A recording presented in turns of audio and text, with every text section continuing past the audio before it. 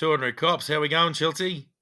Good, mate. How about yourself? Yeah, good, good. I hope everyone's well out there listening. We're back again. How are you, mate? Yeah, mate. Going pretty well. Been pretty busy of the last week. Because the grass is growing again, so everybody wants their lawns mowed and landscaping done and all that sort of stuff, mate. So I'm definitely keeping the fitness up. Oh, that's the go. Very good, very good. Mate. So just before you hit record, you got a few people shouting out. What's been happening? Well, mate, we've actually got Kevin Sherlock. Mate, a shout out to him. He's UK police. So he's worked as a detective sergeant, and apparently listened to our last episode as he's rocking around on patrol. So that's pretty cool. On patrol in the UK, listening to two former Australian knockabout ordinary coppers. I love it. Yeah, so a big shout out to Outstanding. him, mate. He loves it. So no, it's really good. He's actually we'll probably talk about this another time, but he talks about hypervigilation, like and the effects on officers and all that sort of stuff. And Yeah. yeah, and Yeah, also we've sort of sorry, yeah, we've sort of spoken about that a bit. How you sort of once you're switched on, you never switch off, sort of thing. mm, So it's just, mate, it is so universal. It's just such a universal thing. yeah, yeah, Right. exactly. And I think like even later on we might look at getting a proper psych on just to talk about like their sort of take on it, how it affects cops. Because he also talked about I'd never heard about it, trim assessments. Um, No. Oh, that might be something. Yeah, who would know? No, I haven't. yeah, No. yeah. So, but anyway, that's something we'll touch on. Yeah, we'll definitely touch on later down the track. Mm. Nathan Hunter, mate, he shout out to him. He loves the pod. And so yeah, thanks That's for good. getting in contact, mate. Our old mate Chris Killen again The killer. sent us actually quite a long message. He's had a decorated career, that guy. Yeah. See, I always knew his name. Like I knew who he was. He wouldn't know me. I don't think. But I certainly remember him because he was. And I mentioned it before. Like I knew he'd been in the TRG for a while. But yeah, he's done a lot. He's worked all over the territory in just about every bloody area he can work in. So, Yeah, you he know, went to the highly experienced. Christchurch earthquakes to help out over there. Yeah, yep. Yeah, so and pretty good. Like he was a bloody good cop too. I met him. I think it was back after 2010, 2011, 2012. I think it was. Mm. Yeah, when he went out bush for a stint out there, and he took over a station from me, so I got to meet him then. Yeah, right. Um, Yep. Well, I reckon we'll have a chat to yes, him down the track. It'd be very interesting. oh, definitely, yeah. So then we got Caleb Parkinson. Yeah, basically been listening for a few weeks, loves it. Blasted through all the episodes on long drives. So, That's good. but yeah, mate, he's just an ordinary chippy, but Oh, loves the he's podcast. So an big shout out to him. extraordinary chippy.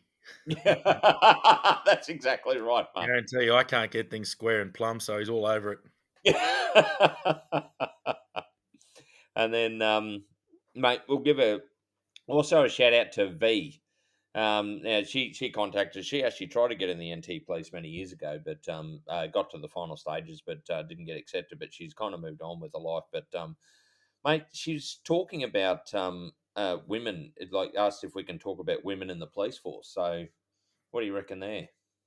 Yeah, so it's kind of we don't really we don't separate men and women out. So it's interesting that we'd sort of not thought about talk about women in policing because they're just part of the crew. Like you don't Yeah, care. Um, Yeah, so I mean, when we started out, I mean, we both joined in 2007. Female police certainly wasn't a new thing when we joined. There were plenty of women in policing and quite high ranking. Um, to me, they, especially when you first come out the door as GD's coppers, you're all just learning your trade anyway, and you don't really differentiate. You're sort of just all part of the crew. I think what happens is that there might be a bit of a stigma. I have absolutely no doubt, and I've got it firsthand that women have in through history had it terribly in the police force. mm, Um, Yeah, there's some horror stories from, women who joined back in that long, and not all. Some will say that no, I never had that. It wasn't a bad thing. But other women have mentioned who are quite high ranking now. They go, we worked bloody hard for it to be like this, and I get it. Society was like that, so of course the police would be like that. It was like it was one of the last frontiers for women sort of to join the police. I know that police, there've been women involved with policing going back over 100 years in certainly not an operational capacity, um, but always around, and it had a lot to do with child victims, and sex assault victims and things like that. But now that, mate, it doesn't matter. I think, as Bob Rennie put it so eloquently, I don't care what gear you got as long as you do the job. So Exactly. he and that's how it sort of was. There was no um, you had crappy coppers who were male and female. It didn't matter. There were extraordinary coppers who were male and female. To me, Yeah, the gender thing goes out the window a bit. Yeah, it's the great sort of equalizer. And the other thing is, a lot of really good female coppers know their strengths and know their weaknesses. Same with really good bloke coppers. Like, this is where you sort of play a little bit to your strengths, and it wouldn't matter who you were. Um, a female copper running into a massive all-in brawl with big 100-kilogram men punching the living crap out of each other. I would say any copper running into that's a stupid idea. yeah, Probably not the greatest thing. You're trying to wrestle an enormous man to the ground. You use your strengths. Physical strength mightn't be the strength of the woman. But the thing is, yeah, where women are very good is that they are very good at de-escalating men in situations like that. In some circumstances, obviously, it all depends. But I saw a couple of girls in City Safe, and they were fantastic at just calming it down. Come on, love, just yeah. calm down, just relax. It was just sensational. Just the way a couple worked the crowd, mate. I went back to back. I'll give her a shout out. I think she's back in the Northern Territory Police. I know she's from Tasmania originally, but Liz Moon. She was a shift supervisor at Darwin City. We had a job out the front of Monsoons one night, right on change of shift, or not right on, about 45 minutes after change of shift, right when all your crews are gone. There's no one at the station, but the sergeant is still in there doing a bit of a handover or whatever, or maybe doing some paperwork or just checking what needs to be done and tasking crews. And anyway, we get an urgent call for the front of Monsoons that the mongrel mob are fighting security. For those that don't know, Mongrel Mob are an outlaw motorcycle gang from New Zealand who've got a little bit of a foothold in Australia now. And anyway, we get down there and it's just pandemonium in the street. And we were calling for units, but there was no one available. By this stage, they've been bogged in their jobs. So they've turned up to their first job and they're all stuck dealing with that. And I think we ended up with one crew that was like one of the crews was hanging around and they turned up about 20 minutes later. But we stood back to back with those old Mark 9 party packs and basically sprayed the living crap out of these guys. He didn't care that we were there. Kept trying to fight security, just kept making problems, barking at everyone down the street, come up and bark at us. We just dosed them with pepper spray. And yeah, so mate, she was brave as anything, but she didn't take a backward step. Yeah. So no, I've had excellent dealing. It's just part of the crew. We don't care. Well, it's not really an issue. No, no, And that was my experience.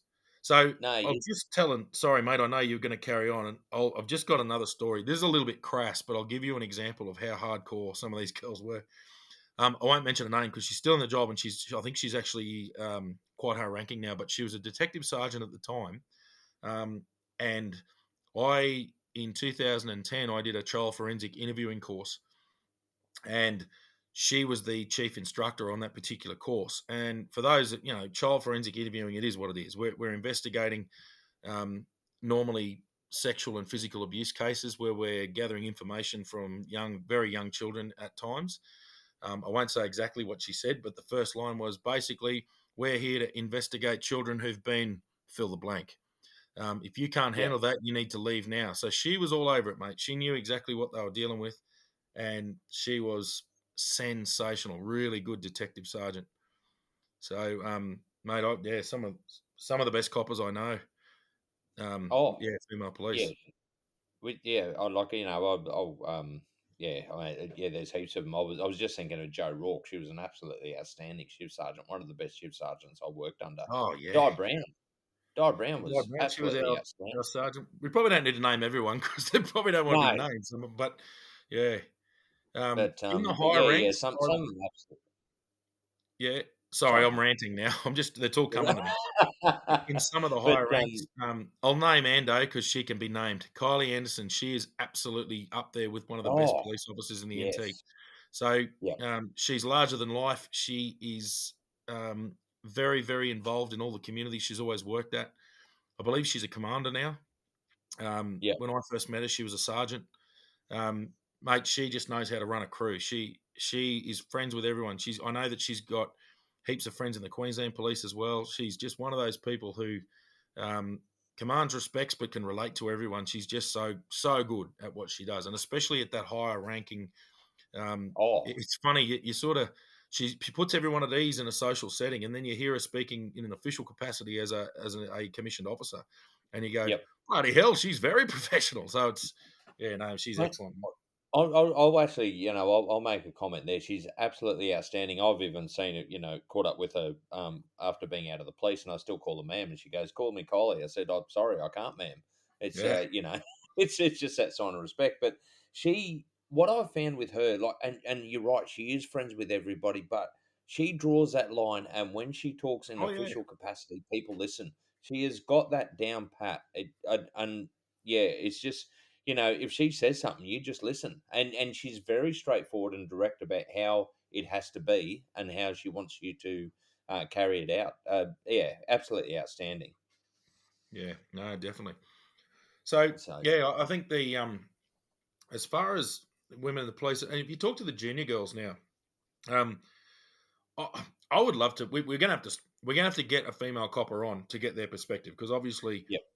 we ain't female, Schultzy. No, I'm glad So you noticed, mate. yeah, we've worked with lots and lots of girls in the job, but we ain't girls. So it'd be bloody good No, to get someone on. Um, and anyway, we'll line something up there because I'm still in contact with heaps of people up there, both male and female. So we'll work something out yeah, and yeah, go from there. But I think the question was, um, how did we find women in the police? And the fact was, we just saw cops. So yeah, yeah, it wouldn't matter male or female. You just do your job. You just look after. They're your brother or sister in blue. You just get into it. It's yeah. yeah, And, it's and probably one of the most equal.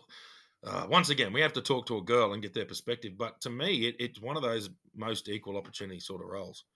Oh, definitely, and look, I'll touch on something here, and this might get a few responses. But one of the things that actually made me kind of stand up and look was the fact, I know, what was it? It was 2012, 14, something like that, and they basically wanted to do a quota, 50-50, men to women in the police and Mm. all that sort of thing. And I know it went through with I suppose good intentions. The ones that actually stood up and argued about it the most were the women already in the police, Yeah, because they were upset, and I spoke to a few of them, and this is kind of took me back because they said, "Hold on, we got here through our achievements, through fighting, through like by doing the physical exercise, by meeting this standard." Um, and they said the problem with that now it gets perceived that they're just a token. yeah, Um, absolutely. so yeah, like I was, I mean, I know enough people in the police were actually annoyed about this fact about quotas and all this sort of stuff, but the women I think were actually the most pissed off about it that were already in the police because suddenly they felt like they'd been, I suppose, well, what minimized or Well, yeah, they have their service degraded by just thinking that, oh well, 50% of the police have to be women, regardless of how good they are, and it's like, yeah, well, no, because generally, man, we're not a political thing, but I mean, the police doesn't no, necessarily attract a lot of women. It will attract more men than women. Simple as that. yeah, Same as nursing attracts more women than men, and I can say that because I yeah, was once a nursing student. yeah, And I was one of you 9 were, men. There were 260 students in that class, first year in the year 2000 in USQ Toowoomba. I was one of, I think, 9 blokes, and of those 9, I was one of the 5 straight ones. So, that was what we were dealing with. There was 9 men out of 260 odd students. It attracts more yeah, females. It's fact. It's just a fact. Police, yeah, you go into your police squads, there is what, maybe 20 or 30%. I think it is increasing a bit, but I think what we had 28 people, and I think what was there about 8 yep, girls or something. Like, it was. It was Yeah, a something much like that. smaller percentage. It was not 50-50, and that's just the natural people who apply for it. Like, it wasn't the girls certainly didn't get taken in because they were girls. They got taken in because they achieved the requirements. So, Yeah, yeah, that's I right. certainly understood that. Yeah. Yeah, so I know. Look, mate, I'm sure that'll get a few reactions, but the only reason I Oh, mentioned was, probably. Yeah. yeah, but the only reason I mentioned it was because a lot of women spoke to me about it, and they were upset about it, who were police officers. So Yeah, it's absolutely. yeah, Well, I remember having a she wasn't. We were agreeing, but she was very fired up, and she was mm, saying, "This is bullshit. I'll fight this tooth and nail. There shouldn't be quotas," because she even said, "What happens if we're both on the road together and she's not good enough?" She says, "I don't want yeah, people hired because of their gender. I want them hired because of their ability."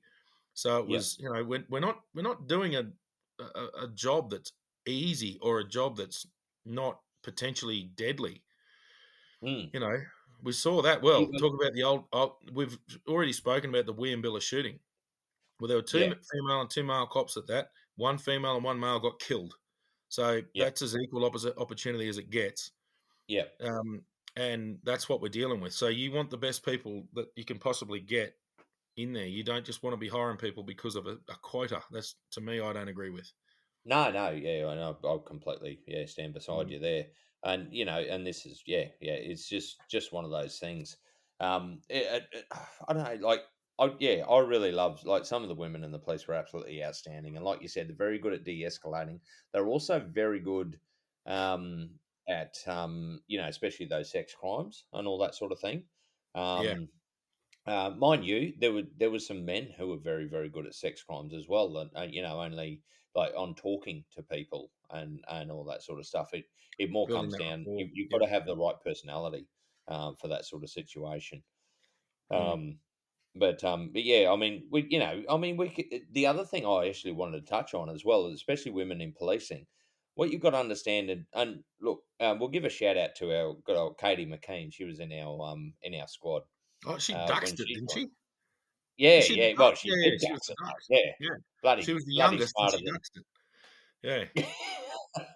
But she's a small built woman. Small stature and all that. Incredible brain on her. Like, she was Mm. really good at investigations, all that sort of thing. But she also knew how to use the equipment, on her belt, because they can actually use their, I suppose their use of force to a different standard than what, say, we can, because we have more physical presence. Mm. However, she knew how to actually use the her accoutrements, Yeah. to their ability. So it evened up the, I suppose, the threat that was against her or somebody else. So yeah, and absolutely outstanding. And well, we might actually try and get her on sometime, because she's actually got some pretty incredible stories. And I won't talk about one Yeah. now, but she handled herself exceptionally well. I know the Um, story. Yes, yes, I know it Mm. well as well. It just, yeah, it even shakes me thinking about it today. But the way she handled herself was absolutely exceptional. Oh, yeah, she Um, never quit, fought like hell. But, yeah, no, that's a story for her. I think you're right. We'll get her on there and, yeah. If she yeah. wants to tell it, she can tell it, but we won't tell it for her. But, yeah, definitely. Yeah. Yeah. So, yeah, mate, yeah, but that's, I think, and like the other thing V mentioned was, families. Like, how do you cope, especially with young kids? Mel, mate, I can't really talk about that. Yeah. But you've got a bit more experience in that side of the field. So what are your thoughts there? Yeah, so I didn't have kids when I joined, and I think early on I'm grateful I didn't have children. When you're trying to establish your career, um, yeah, you're young and you're keen, and you've got accepted into a job that can be potentially pretty hard to get into, and all the rest of it. And I think what you do is you throw yourself heavily into that role at the expense of a lot of other things. So um, I know that first off in general duties, I was lucky. I did a lot of relief work out bush. So you're away from home for weeks on end, and I had a fiance and then a wife while I was doing. Oh no, just fiance. So we weren't married even at that point, and she was working at the school. So she was busy and she had a good social support crew in town, but I could potentially be gone for a month or longer, and we might catch up every now and then, but pretty rarely, and that would be brutally hard if you had little kids. I also, as we've spoken about in my worst jobs, I dealt with a lot of child death, and that was all different kinds of things. It was pretty rough, but I think the trouble was, sorry, the beauty of that. Well, geez, want of a better word, but um, I couldn't relate to being a parent. So to me, it was tragic. Like everyone loves little kids and you don't want to see them suffer, but you kind of don't have that parental instinct that you get later. And I know now I don't think I could do the jobs that I did do because I think I would just see my child. And that would massively hurt my feelings. And I know down the track, I did deal with a couple of jobs where not to the same extent that I dealt with in Catherine early in my CIB career, but I certainly dealt with jobs later when I did have children that were pretty bad, and I didn't really want to be there. I didn't want to expose myself anymore to that sort of thing. I think that could also be because I dealt with too much of it, but I also had my own kids by then, and I didn't want to picture them in that situation. So, look, there are others who can do it. There's people, a couple of the detectives I spoke about dealing with sex crimes. They've got kids. Unfortunately, a lot of the sex crimes investigation involves child sexual abuse. So there is an ability amongst those people to compartmentalize that and deal with the problem that they're dealing with there, and then be able to separate that out from home life and their own children. And I take my hat off to them because I mean, I could do it a bit, but I still have this. Oh, I don't know. I haven't been challenged in that way for a while, and I don't think I really need to be. So Yeah, I think that's one thing with having kids, especially, and especially little kids. When you're a new parent, you sort of it's all new, and it's you're hyper protective of your kids. But even family in general, it's tough. It's hard on families. It's bloody hard. You're doing shift work for one. Just the practicalities of shift work's difficult. You're not working 9 to 5. You're yeah, working like my kids. I remember my son when he was only little. I think he was just starting school. Dad, you on days on or days off? Like he didn't know what Monday to Friday meant. He just went days on, days off, and it's exact. He still sort of says it because it became a yeah. bit of a habit. So you on days off, Dad? Yeah, mate, I'm on days off. It's like you're always on days off, Dad. It's like yeah, mate. So it's yeah. So yeah, I'm not always on days off, people. I'm not a dull bludger or hanging around doing nothing. I'm gainfully employed. I don't work as much as he was used to me working back in the day. So, anyway, so I think yeah, balancing family. Um, something that is the inability to like. I was pretty lucky. My wife was she came up with me through the ranks. So we were together before we joined the police. So um, Only she sort of just was so, there. mate, I might Only add. just, yeah, only just. But we were together through that. So it was she grew up with me in the police force, whereas other people might have known you beforehand, and then they might see a massive change in you. So I think we were only when you say only just, that was a good thing because we were still in our formative years a bit anyway.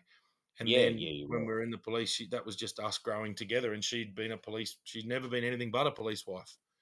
So she just knew that I was like that. And I think the thing that helped was she knew all the other coppers and all the other coppers' partners, male and female. So Yeah.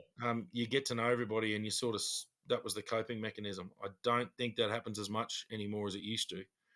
Um, No, and as a result, the partners don't relate. You sort of, I think a lot of people struggle to relate to their partner after they've been in the police for a while. And that's just because you're just doing you're in a different world. It's a different, yeah. yeah. And I think we've spoken about that a bit where you don't want to take the trauma of work home. So it Mm. kind of creates that gap, especially I mean, like you said, those people that can work sex crimes and all that sort of thing. It's, well, I mean, what do you do today at work? Well, you don't really want to know. No, oh, no, not certainly not that stuff. No. Um, you chose like you often say it. We chose this. They didn't. Yeah. Yeah, I that's right. mean, it's yeah.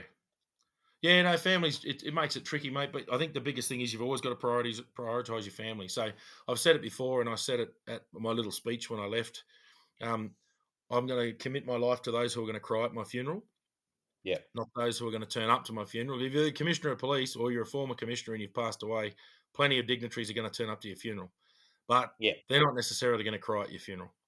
the people who are going to cry at your funeral are your kids and your partner and your family, and they're the ones who cry at your funeral, and you're really good friends. So you live your life for them. It is a job. It's a job that takes a massive commitment, and it becomes a lifestyle. But you live your life for those who are going to cry at your funeral. So Yeah, I think yeah, that people often ask, "Oh, why'd you get out?" And I said, "For that reason. I was at work too much. I was, it was time to do so, and it was consuming me. Like it became everything. I didn't really have any other hobbies when I was at home. I'd tinker with my car or homebrew beer, but that was about it. So it was, and I had mates, but most of my mates in Darwin, especially, were coppers. I had a few outside the job, which was good, but the vast majority were coppers. And it was just, you live in this insular world. It's out in the communities or out in the smaller towns, it's a bit different. But yeah, yeah. that's why I got out for that reason. So for family, I had to support my family. But Yeah, whereas I mean, well, yeah, mine was probably slightly different, but well, in a sense, I think actually one of the telltale signs that I remember, I was working out at Ramangini and I was, absolutely flat out. I was, yeah, basically on call all the time, and anyway, it was a Christmas Day, and I was on call, so couldn't go anywhere. Basically just sitting there at the police station, just waiting for the phone to ring. And I was hoping the phone would ring so I could actually had something to do. yeah, Because you couldn't go out, or you couldn't, there was nothing else you could do. My whole family, back in Toowoomba and all that, they're all catching up and having Christmas and all that together. And here I was hoping to get called out. I yeah, I I, I did eventually get called out. Yeah, yeah, that's some right. guy get drunk and decide to actually take out a few trees. But but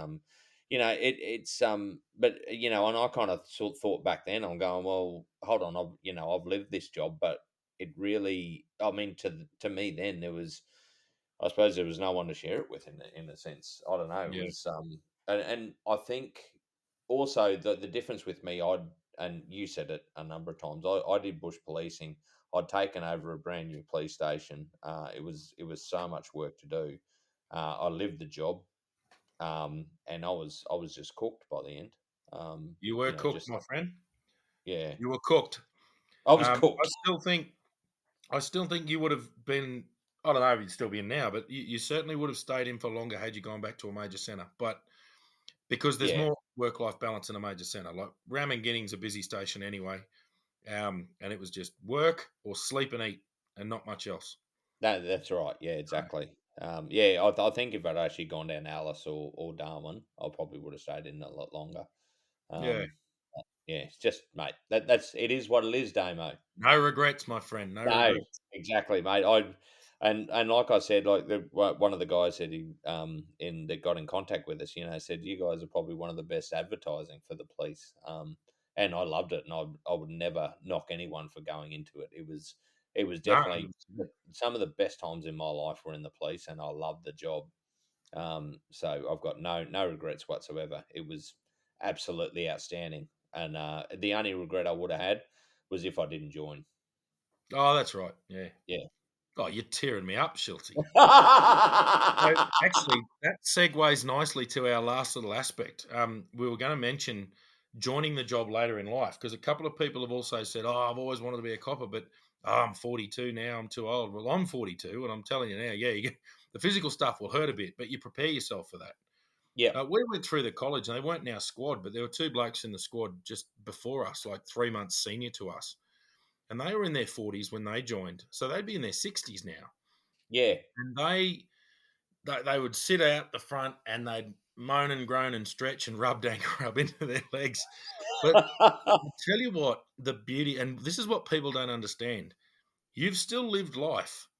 Like policing is problem solving. It is applying most of the time common sense. Yeah, sure, you have to know the law and you know how you do your job and all the rest of it, and you have to have a tactical awareness. But situational awareness comes with maturity as well. So quite often people who joined the job later in life made outstanding police because Yep, they had all that maturity and at a very junior level they could apply a lot of life skills to what they were doing. So and I'm not knocking people who joined when they were young. That some very very good coppers join the job young because you do get older and you mature and you learn different things and you calm down a bit and whatever else. The yep. lights and sirens aren't as exciting when you're 42 as they are when you're 22.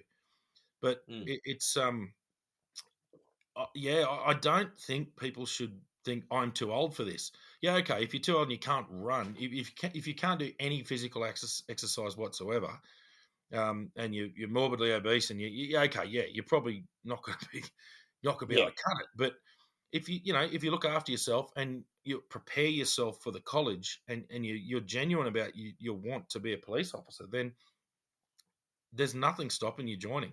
I think there's Yeah. definitely been recruits in their 50s. I don't know what the oldest recruit ever to go through is, but I know that some of the physical stuff can get a bit tough. But then again, some of the older guys are very fit too. So, Oh, yeah, um, but, mate, you just reminded me of one of the older blokes. I think he was the one that actually pushed the retirement age back. Um, oh yeah, but, Gert, yeah, you know, he was yeah, still working so the good. beat in his 60s. He was. Um, He'd walk to yeah. work in Tennant Creek with a prisoner. He'd walk. He'd walk from his home in full uniform, not with accoutrements, but with full uniform. He'd walk down, and he was an ex-military man. He served in Vietnam, and he was his uniform was immaculate. He would come in and he would be into everyone Yes. about their boots and ironing their uniform. He always had his medals on. He was just the ribbons, not the medals, but he always was immaculate. And it was more than once that he'd turn up and he wouldn't walk in the front or in the staff entry into the police station. He'd walk into the watch house. Here, put this man in the cells. So, right, we will. He was a weapon, absolute He weapon. was.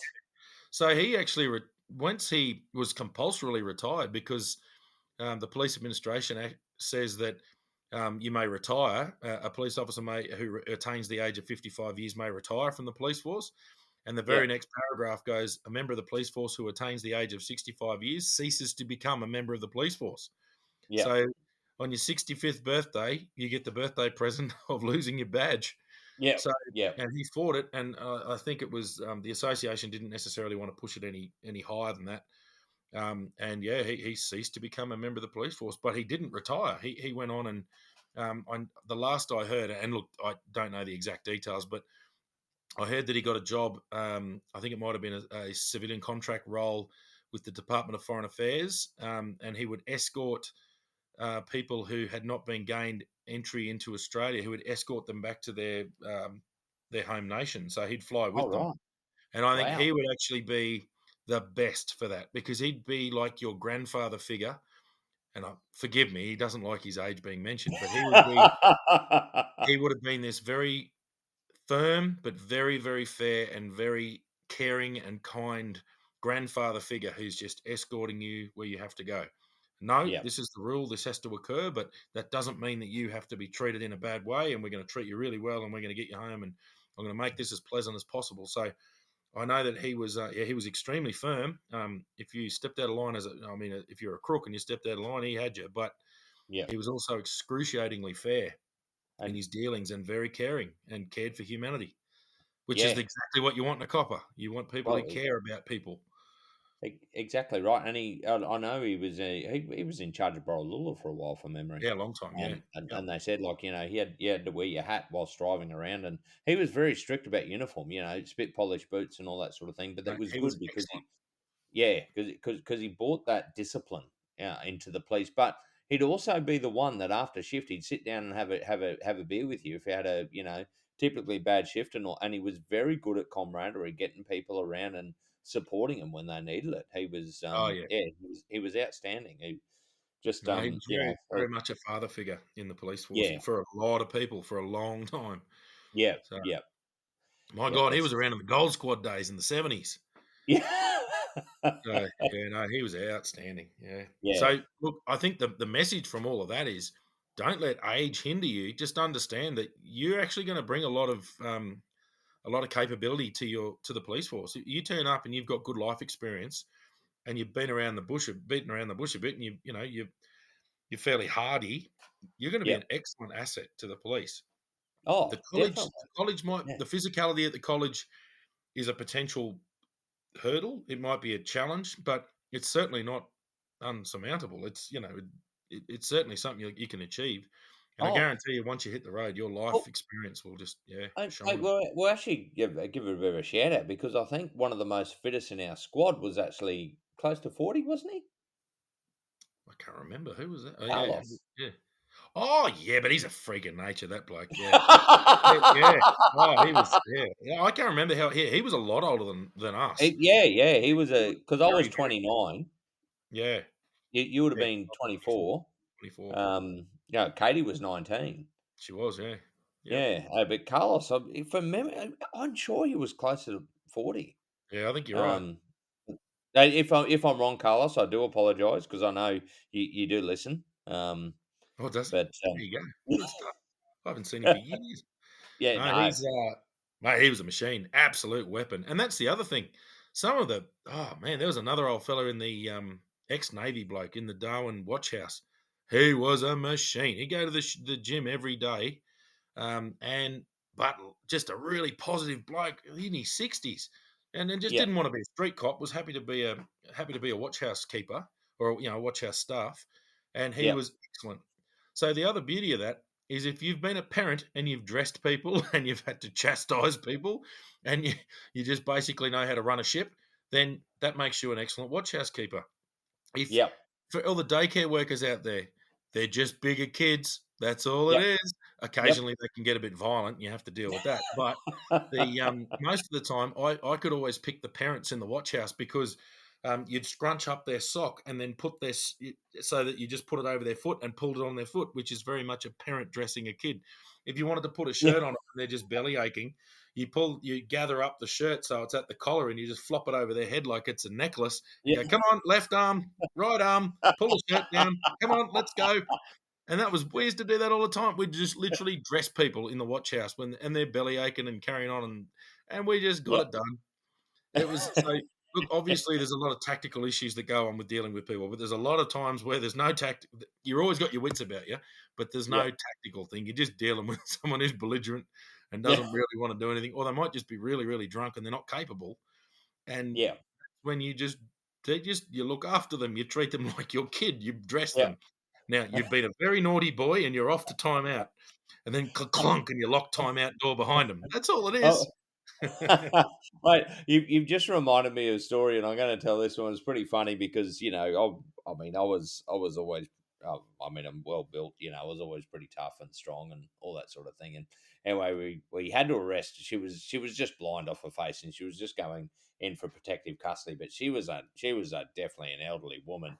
Skinny as a rake and just really frail and all that sort of thing. And the only place we could take her was a watch house because nobody else wanted her. I mean, she was probably more than happy to come along, but she was just drunk and carrying on. Anyway, we got her there, and I'm trying to treat her really nicely because she just looks frail. Yeah. And anyway, and she said something, and she's sitting down. I'm going, oh, you just going to take your socks off, and all that. So just being really nice. And anyway, she said something, and I didn't quite hear it, so I just leaned in. I said, oh, sorry, what was that? And she gave me a right hook. She punched me in the jaw. And I said, I mean, it didn't really hurt much and all that sort of thing. And everybody kind of got a bit caught up off guard, going, holy shit, Chelsea, you just got you just got hit by this old lady. Anyway, I was sitting there going, geez, lucky she didn't hit that point on the jaw and drop me because Oh, that would yeah. have I would have never have lived that down. She would have But weighed as much as your left arm, probably. Yeah, 35 kilos ringing yeah. left. Knees would have made her do a backflip. But yeah, no, that was a pretty funny one. But yeah, I mean, with old people like that, and some places go, oh, no, charge it with assault. Nah, it's just not worth it. Nah, She's it just is what old. it is. God, who Yeah, cares? you Yeah. just got to cop that one on the chin, so to speak, Damo. Oh, I've seen a few of them. Yep. Yeah, definitely. It always comes when it's unexpected. You land whack. Oh, shit. Yeah. Yeah, well, So mate, so I'll do a bit of a wrap up. So, I mean, we have a few shout outs. There's a few. We thank you again, everyone. We love it. Get in touch with us because we want to know what you want to hear. We're happy to, like we say every time, we're happy to tell you what we know for whatever that's yeah, worth. And yeah, we're happy to keep talking as long as people are willing to listen. So that's all good. We've spoken about women in the police and how for us it was well, of course, yeah, they're just part of the crew. What are you on about? So there's to us it was a non-event, and we spoke about the challenge with having families in the police force because it is a very demanding job at times, and the need to balance that. And I would say the need for the sake of your family and your children to swing more that you have to be a dad first or a mum first before you're a cop. A cop's your job. Unfortunately, a cop takes up a lot of your time, but you have to be a parent. And then that don't let age be a barrier to you joining. If you want to be a copper and you think you can do it and you've got the skill sets, yeah, don't let it hold you back. Yeah, Yep. you're dead for a long time. Don't die with regret. If you wanted to be a copper, become one. Yeah. It's going to take a bit of hard work. We're not 22 anymore, so yeah, it's yeah, I reckon that, and then just your life experience will be worth truckloads in the police force.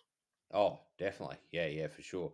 Hey, mate, I'm actually gonna throw something out there. I know we're getting on to our magic time here, but this is something I don't look at very often. But I'm trying to. I've just had a very busy couple of weeks, but mate, we've got another email. Oh, sweet. Um, Yeah. yeah, on the Two Ordinary Cops, or contact us at Two Ordinary Cops, and from a Chris Truscott. Do you remember him? He actually went through the auxiliaries in 2007. So yeah, he Oh, knows Ellis Tracy. yeah, Um, right. yeah, yeah. So yeah, mate, we'll give you a bigger shout out in the next episode. But thanks for getting in touch. I'll have to read through his yeah, he sent us an email. So but thanks a lot for getting in touch. Yeah, So yeah, that's excellent. yeah. Oh, geez. I Who are won't we get him getting a on. call from, Damo? I'll talk to him in a minute. I won't get him on, but yeah. So I'll tell him in a minute that I just told Schultzy before we started recording that I'll put my phone on silent because someone always rings me, and Yep, the bloke who just rang me is an ex-Northern Territory copper. he is. While we're recording this, I'll tell him in 5 minutes when I ring him back. Yep. And we might even give him a shout out on the next one, mate. I think so. Yeah, Yeah. no, I'll give him a call in a minute. Actually, yeah, no, that's good. Yeah. Yeah, no, mate. Well, that'll probably wrap us up. What do you think? I think so, mate. Yeah, Yeah, we'll catch you all next time. absolutely. All the best.